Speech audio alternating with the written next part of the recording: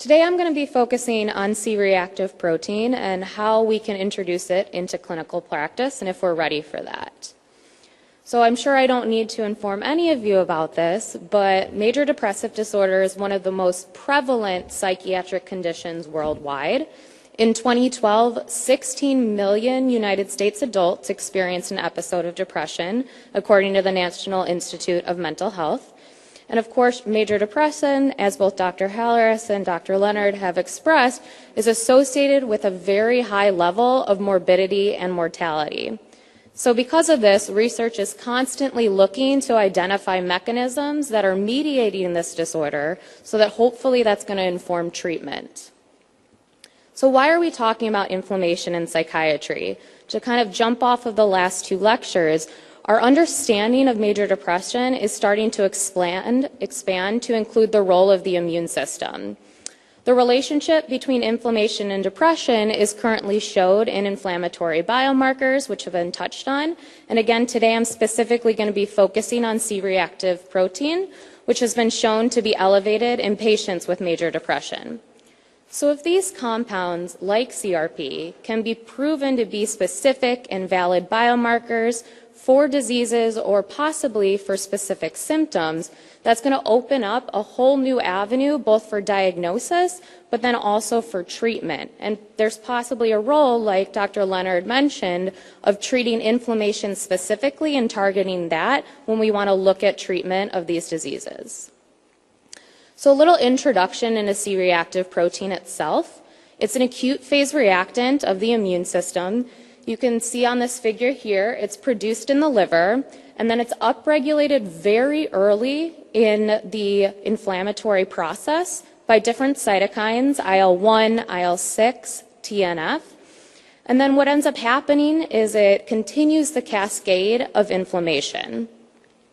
So specific roles that it's played once it's been upregulated, it results in tissue damage. It binds to phosphocholine on the surface of dying cells, and then ultimately it's going to activate the complement system, which leads to a whole host of inflammatory processes.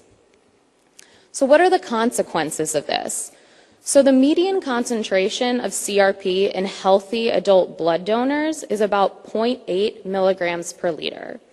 According to cardiology, where CRP has been most extensively studied in the literature, levels of 3 milligrams per liter or greater, they consider to be high risk for cardiovascular disease. So this is going to lead to anything such as atherosclerosis, coronary artery disease, but as been touched on today, it's not just limited to cardiology, and there's a whole host of other disease processes that this might impact. So the mechanisms behind major depression and CRP are twofold, and it's likely a combination of both. So the first one is the idea that if someone already has major depressive disorder, that could lead to an elevated C-reactive protein. If we think about major depression as an assault or a stressor on the body, it disrupts our homeostasis. And if we want to look at the stress response similar to a physical attack on the body, so in the same way that a low-grade infection or something like that poses a stress, Rayson and colleagues looked at this in rats in laboratories, and they imposed psychological stressors such as restraint and isolation. And from these stressors, they found that afterwards, these rats had increased release of pro-inflammatory cytokines, including C-reactive protein. So on the flip side, this was highlighted by Dr. Leonard, where C-reactive protein might lead to major depressive disorder if that's elevated, and this is because of that kynurenine pathway. So as been touched on, very little tryptophan, only 1% of what we ingest, is actually converted to serotonin, where the majority of it, by two different enzymes, the IDO and the TDO, is actually being converted over to kynurenine. And so, as been touched on, the end of this pathway can result in neurotoxicity, specifically from quinolinate. And why this is important with CRP is because CRP is one of the pro-inflammatory cytokines that has been shown to have a correlation with IDO activity. So if you already have that higher level of inflammation, higher CRP, you're more likely to have neurotoxicity, and then ultimately there's a risk for depression. So in terms of how CRP and treatment of depression are linked, it's been shown that baseline CRP levels can actually predict antidepressant treatment response. In one study by Uher, they measured CRP in 241 adult men and women, and they were diagnosed with major depression using the MADRS scales.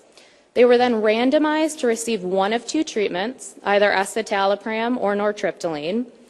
And then what they found after 12 weeks of those treatments is there was a difference in response based on that baseline level of CRP.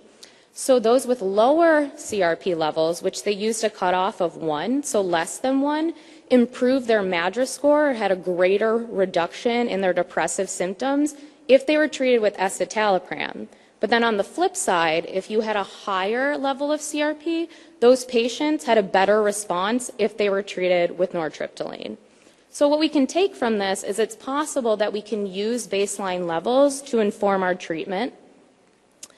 Similarly, it's also been found that after treatment with major depressive disorders, those baseline CRP levels can decrease.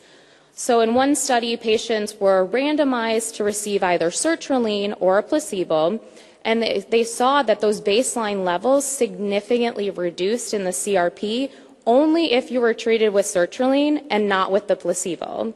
Of course, they also found a reduction in depressive symptoms only with the sertraline as well.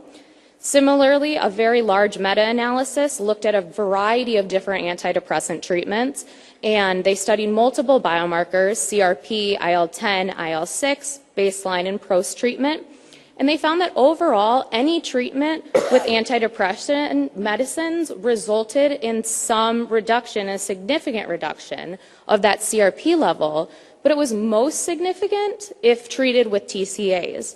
So this is also another interesting point that might inform treatment, and it's possible that if you have a patient that has a higher CRP baseline, you might make a different choice based on this.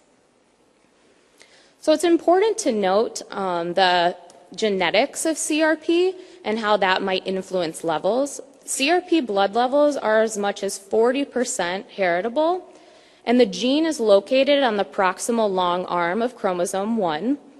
What's most important is that there have been 40 or more already identified single nucleotide polymorphisms of this gene.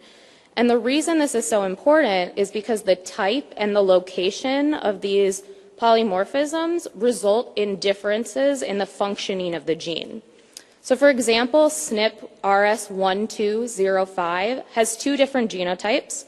It has an AA and a GG genotype.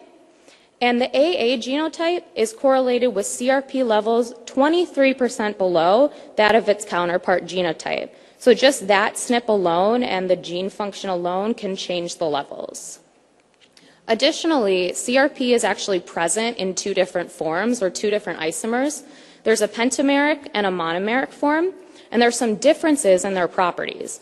The pentameric circulates throughout blood, and it's what we think is going throughout plasma and probably being measured, but we're not completely sure. And the reason we think this is because it's more soluble. But it has a really poor ability to adhere to monocytes, whereas its counterpart, the monomeric form, very limited solubility, but much better ability to adhere to monocytes. The pentameric form can be converted to the monomeric form. This occurs when it's exposed to lysophosphatidylcholine on the membrane of those activated platelets and apoptotic cells. And then with this conversion, there's greater monocyte adhesion, and this is a key step in inflammation in the inflammatory process involved with CRP. So I'm going to shift gears a little bit and introduce pentraxin 3. So we've been talking about CRP, which is part of the pentraxin protein family. And all of the pentraxin proteins are a group of acute phase reactants that are involved in the immune system. The differences between these two is that CRP is known as a short-chain pentraxin. It's produced in the liver, as we've talked about, and then upregulated by those cytokines. The pentraxin 3 protein, however, is right now the only identified long-chain pentraxin of the family, And it's produced locally, so it's not just limited to the liver, and it's upregulated by neutrophils and macrophages. Right now, as we've reviewed, there's very extensive literature, specifically in psychiatry, on the role of CRP and the link with major depression, but there's very limited information on the potential role of pentraxin-3 and major depression. So we conducted a study in order to assess whether pentraxin-3 is similarly elevated in patients with major depressive disorder, like its family member, C-reactive protein, and whether the pentraxin-3 levels change at all with antidepressant treatment. So we did this by measuring pentraxin-3 at baseline in patients with major depression and their healthy control counterparts, as well as at specific intervals throughout the study. And we also wanted to look at, is there a relationship or any correlation between C-reactive protein and pentraxin-3 in these patients with major depression? We had 2 consecutively run studies with a total of 90 patients with major depression, 44 healthy controls. At baseline, we did a variety of rating scales and also completed these throughout the study at varying intervals. These included, I've listed some of them here, but there are many more, the Hamilton Depression, Hamilton Anxiety, etc. We looked at family history, did blood chemistries to get a good baseline, and then we also, of course, looked at these biomarkers, specifically the CRP and pentraxin-3. I mentioned there are 2 different studies. The first study, patients were treated monotherapeutically with escitalopram, and in the second study, patients were treated monotherapeutically with quetiapine. What's really important to know is they did not receive any other form of treatment during this study. So looking at these results, the first is with pentraxin-3, and I'm going to be focusing on baseline results in the interest of time. So there was a statistically significant difference in baseline levels of pentraxin-3 in those with major depressive disorder compared to those healthy controls. We were able to replicate the literature in past studies and show that we also found the same thing with baseline CRP levels being statistically significantly higher in the major depressive patients compared to their healthy controls. Now, in order to do further analyses, we did a log transformation of the results.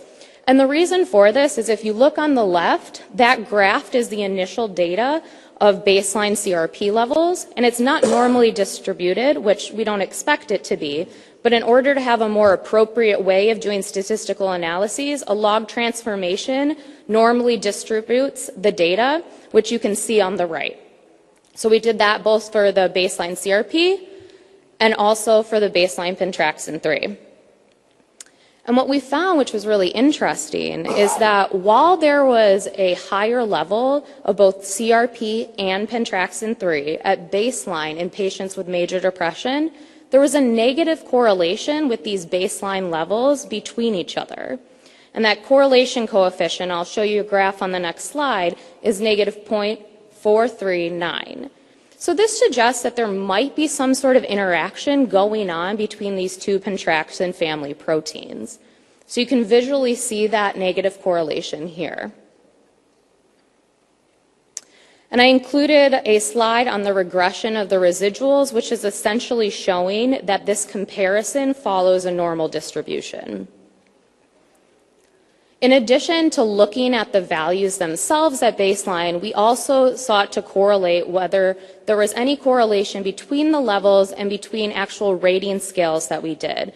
And then furthermore, we subdivided these rating scales into symptoms, so that it's not just overall depression, overall anxiety, but symptoms such as suicidality, psychomotor retardation, etc.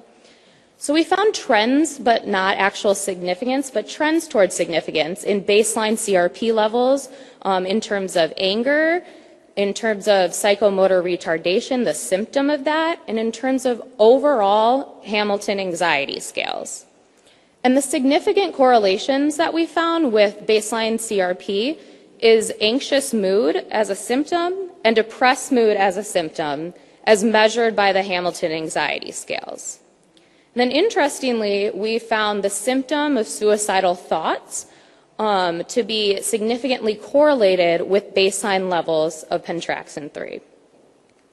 So what can we take from this? So overall, we're thinking that baseline pentraxin-3 levels might be another useful biomarker in helping us understand this relationship between inflammation and major depressive disorder. As I talked about, both CRP and pentraxin-3 are part of the same protein family, and being that one is long, one is short, and there's this inverse correlation while they're both still elevated, we're postulating that there's some sort of breakdown mechanism or feedback inhibition that's going on.